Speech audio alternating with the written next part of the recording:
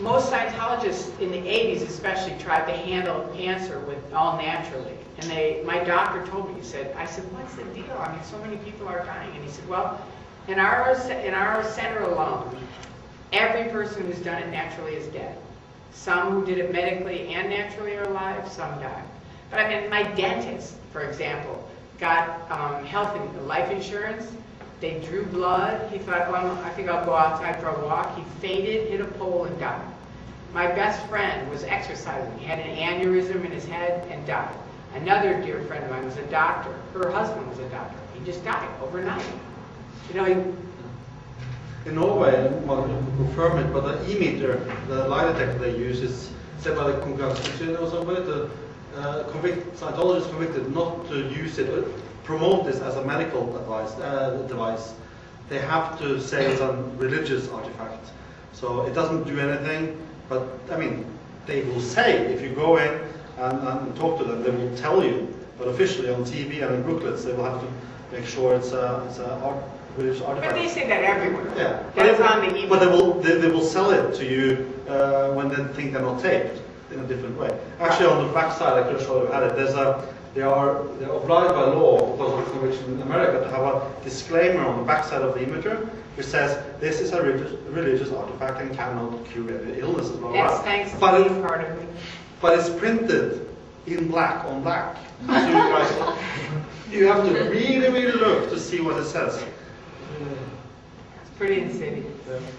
But also I was thinking of the kind of violence that is in closed communities, maybe abuse and things like that. Say, I can't hear you. Like if there is problem with abuse, people, women, children are Yes, I mean there's sexual abuse where women who've been on staff have been sexually abused.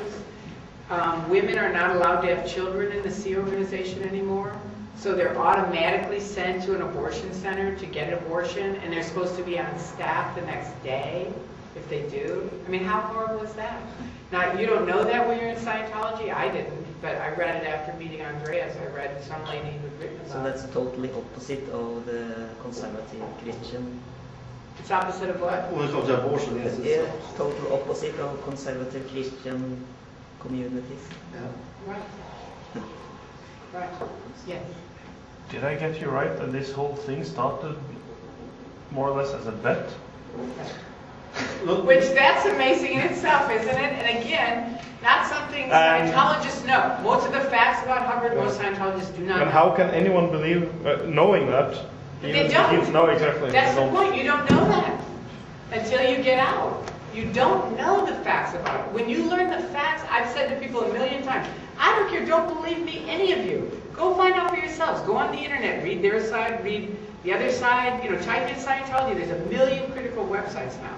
But, study it and look for yourself and find out for yourself. Because you can't come up and go, when you read both sides, 99% of the people are going to go, forget it. Because, yes. As the internet expands, what do you think will be the future of Scientology? In 10 or 20 It's years? already shrunk. I think it's going to end up, I think it'll be around. I don't think it's going to go out of existence, but I think it'll just be like the Mormons or something where, it's a group of people, but it's going to be a limited, their expansion has already decreased dramatically from the internet. And I think it's, most people, like Xenu, nobody knew about Xenu 5 years ago.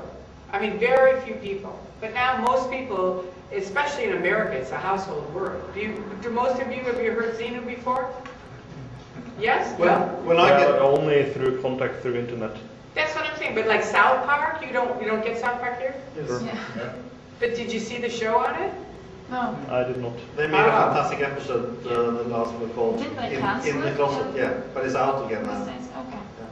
That's what's so great about critics of the internet. This guy I met recently, they put up another thing called The Unfunny Story About Scientology. It's a video about just a small handful of people that have died or killed themselves compared to thousands that have, right?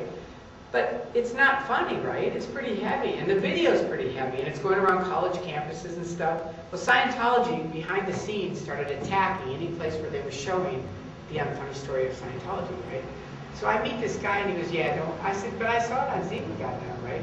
On Andreas' site. He goes, yeah, he goes, well, I've got it right here on this. And I said, what is that? And he goes, it's just a little thing. As soon as that came out, I downloaded it on, what do you call it? You know, those little things? Memory stick or something? Yeah, memory stick. He just downloaded it on a memory stick, and as soon as they cancel it anywhere, he puts it back on. And that's how great the internet is, because there could be critics anywhere, and they can't necessarily find them. Like in the old days with Paul F. Cooper, they were very out there, the critics, and they could nail them. Like, right? True? But now they're everywhere. There's a lot of them. It's hard to find. I mean, like this guy, I didn't know him. Who would know that this guy had that video in his pocket? Do you know what I mean? As soon as it's down, he goes, I just watch all the time. As soon as it's on, I put it back on. Wow, that's the power of the internet. Yes? I mean, I read and heard a lot about how the Church of Scientology has a lot of property around the world. They do. Values in the billions and I don't know what. I mean, even though the church is shrinking, as you say, the property is still there. Right. Who owns it? What will happen to it? I mean, how is it run? Well, first of all, a lot of them, as you'll see, they open and they close. So I think they're kind of run. You have to remember they're paying for these Sea Org guys 24 hours a day, right? So they have to feed them, they have to house them, stuff like that. But in Los Angeles, we watch their buildings because that's a very good question. And like their testing center has been gutted and empty for 3 years, right? That's one of their key central places in Los Angeles. It's gutted and empty, okay? One of their head buildings, the top of it is undone. In Clearwater, one of their head buildings has been undone for 10 years now. Nobody's in there, it's dead, right? So these are buildings they have, but they're not functioning buildings, right? So then you go, okay, they're not bringing in money, and a lot of the millionaires they have, they did have a lot of millionaires. When I was in it, they had a lot of people that were forking out money. But in that Reed Slackman thing, when that guy went to prison, he screwed a lot of people in there. And I know they were in on it. I know they knew about it. I mean, I can't say I know, but it's my opinion that they knew about it. Because I was at Flag, and people were trying to pay for their bridge to total freedom, and Reed Slackman would say, you give me $50,000 and I'll get you $150,000. That was his thing, right?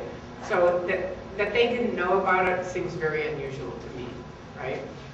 But anyway, it's a good question about their real estate. I think it's one of those things where they're kind of buying, selling to make it look like they're still expanding. But if you look in the buildings, like in Burbank, we bought a building, it's a little building, it's empty every day. It's closed every day. They also, remember in America, they're defined as a religion, so they don't pay property tax. So money for them is, buildings is an investment. They earn a lot of money. I mean, a lot of money, and they have war chests in foreign countries like Liechtenstein and stuff like that. So they already have a lot of money. When Tory paid 1.3 million NOK just for the upper levels, Magnus spent money, there are thousands and thousands over 50 years paying money into this. And all the costs have to be covered locally. So, for example, the org down at Karl Johan, they have to pay their bills themselves, they have to cover the toilet paper themselves, everything. There's no cost, local cost. And if there's any money left, they have to be sent down to the Copenhagen org. So it's drained for all the money. There's very little cost, and the people working there get minimum wage and less than minimum wage. Just a few dollars. $35 a week. Yeah. And they get rice and beans to eat. So it's not like it's... well, the rice and beans is a little bit exaggerated. That's only if they're on the RPM. Okay, yeah. But what I'm laughing about the toilet paper is years ago when we were in Scientology, you go to the bathroom, they never have toilet paper. And you'd be like, how can we be the top people on earth if we don't have toilet paper, for Christ's sake? It's made by potentially suppressive people. Yeah, that's right. So did you feel like you learned something today? Yes. Do you?